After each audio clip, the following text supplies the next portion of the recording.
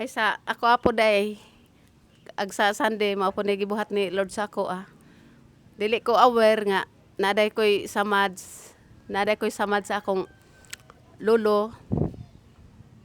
Na koy samad sa akong lolo then mo to kay si Holy Spirit nag-remind sa ako nga mag-forgive ko.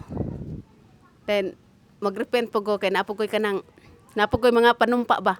Then dili ko aware.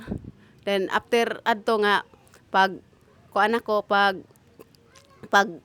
release og forgiveness, then pag hatag na ko ay pag release na ko forgiveness, then pag hinulsol na ko, then si Lord, grabe kay si Lord ba ayang gibuhat na ko kay kanang giayo gyud niya ang kong samad sa ilalom sa akong kasing-kasing ba.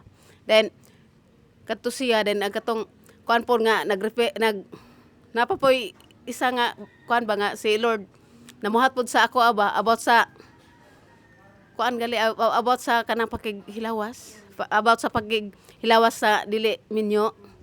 Then nag-repent ko adto. Then si Lord na gi na buhat sa akong kinasuluran ba. Kanang na siya ginabuhat sa akong kinasuluran ba mao to kay nagsuka din ko adto. Then nagsuka ko adto then ang akong paminaw ba kay nigaan kayo nang gikan jud sa akong kinasuluran ba din akong paminaw ato ba nga kalinaw gyud sa akong kinasuluran ba. Magpasalamat kog dako sa Ginoo nga bisan day sa kadugayon nag-remind siya sa ako then iya kong giayo sa samad kato. That's all. Salamat.